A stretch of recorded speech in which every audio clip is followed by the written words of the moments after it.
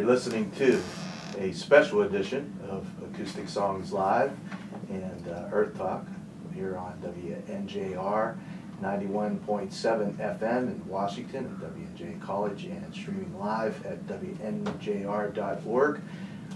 We have Mr. Dave Budinger in the studio today to talk the first half of the show and talking about the history. This is a bicentennial event for Washington, the city of Washington, and thank you very much, Dave, for coming in. I wanted to extend thanks to coming in and talk about the history of the city of Washington, and especially on such short notice.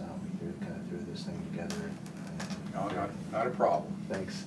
So I did get a chance to look over the article that you wrote in the Observer Reporter, and so you want to give us a little bit of background about how the city came about.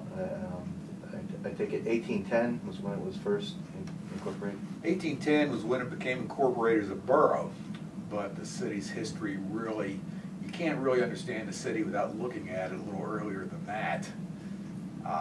And basically, we have to go back to when the first settler strolled up Catfish Creek, which still flows down at the bottom of South Main Street. And Houston, it's either Houston or Huston. It's pronounced, or it's spelled two ways, H-U-S-T-O-N, and occasional reference to H-O-U-S-T-O-N. Stepped out of his canoe down about where Main Street and Maiden Street come together, and found a small village of Indians there, American Indians, and the chief's name, or the leader of that bunch of Indians, his name translated to Catfish, and it became Catfish Camp, and that's where Mr. Huston set up his home, his settlement, and he was either smart enough or lucky enough to set it up right along what was then called the Nemacolin Trail. This is basically an Indian trail used for trade.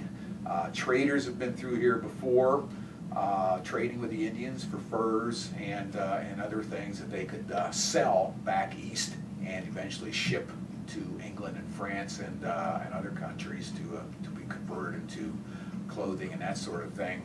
So traders have been through here before, and they were familiar with the Nemacolin Trail, and maybe Mr. Huston was too and was aware of it, but he set up shop on the Nemacolin Trail. As well as a farming settlement, there's also reports that he had a tavern, the first tavern in the area. That helps. That helps, because there were people traveling through, even back then, heading for what was then the settlements around the Wheeling area, for instance. That might explain how he wound up on Catfish Creek then. That could be. He might have been. I mean, he had to hunt a little bit to come up Catfish Creek. He came off of Chartiers Creek, decided to make a turn up Catfish Creek, and for some reason or other, Broad came up this way. When I was reading that, I was thinking, how did he wind? He went down the Ohio. Down the Ohio, made a left at Chartiers Creek. Came all the way through Bridgeville. Yeah, paddled all the way up that area, trying to find a spot where he felt he could settle. And not a whole lot. I could not find a whole lot about the background of Mr. Huston, where he was from, what he did before he decided to strike out on this adventure here. What he planned on doing. He apparently planned on finding a place to settle somewhere. And exactly why he chose that spot, I've always felt that he knew that it was on a traveled trail, the Nemacolin Trail. So he was looking for something that had been, someone had been there beforehand and said, hey, look for this spot. And exactly, so, exactly. I think he knew what he was looking for. He just didn't stumble across it. Didn't George Washington survey this whole area? No, he never surveyed it. He owned land in the vicinity over in Fayette County. And I believe possibly some land in this territory. He was part of the Virginia Land Company. What? I had a little mind glitch here. Name of the company, but he was one of the early speculators in land in this territory. Unfortunately, he lost most of that land in court battles in the ensuing years. There's a great because because, first of all, surveyors weren't that accurate. Second of all, there was huge disputes between Pennsylvania and Virginia about who actually controlled this territory. So people were filing claims in the name of Pennsylvania, people were filing claims in the name of Virginia. Of course, George is filing all his claims and recording them in Williamsburg, Virginia. Others were filing their claims and recording them wherever they could in the name of Pennsylvania. Eventually, of course, huge confusion and tremendous amount of lawsuits, court cases, who owns what, a lot of overlap. Some claims were just basically tomahawk claims. People would pace off distance, mark a spot on a tree with a tomahawk, and pace off a distance. And those were the boundary marks. Others built very permanent boundary marks, stone cairns, things like that. But a lot of the boundary lines were vague. So a tremendous amount of court battles ensued, and like I said, George lost an awful lot of property in this area, and the rest of it he basically sold off. So he didn't really do anything. He didn't get rich in southwestern Pennsylvania. Incidentally, the interesting thing, David Bradford, the leader of the Whiskey Rebellion, we're all familiar with, was a relatively wealthy man living in this area.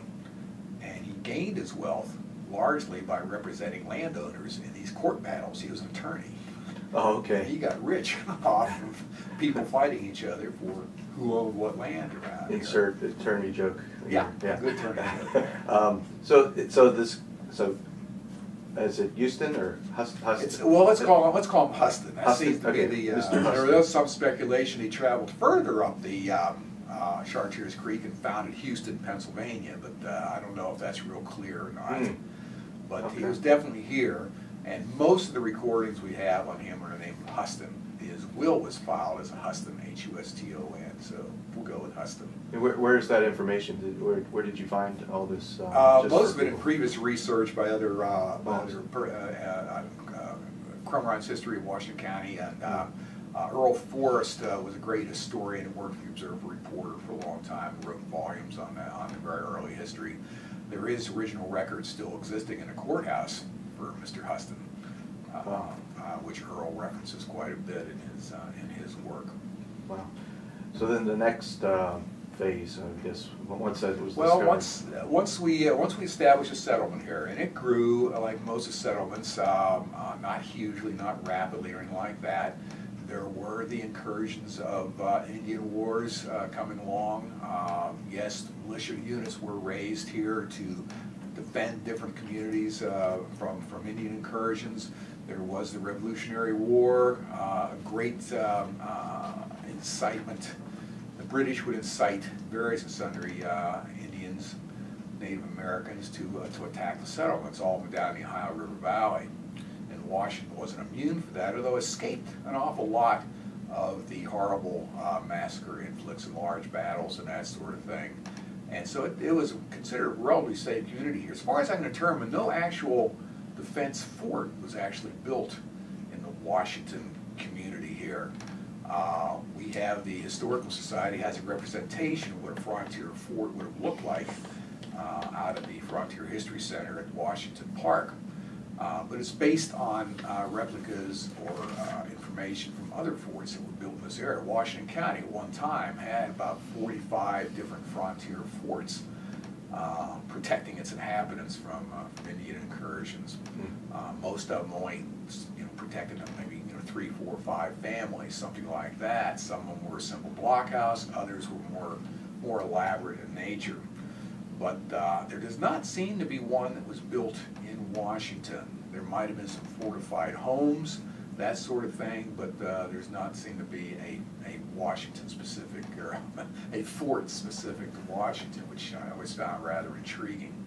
But anyhow, the town continued to grow and survived all the brutal Indian wars and got through the Revolutionary War and continued to grow slowly and slowly. But it was just basically an agrarian, trading, light commerce community. David Bradford had basically the only stone house in Washington for a long time. It's the one that's on South Main Street now. It was considered probably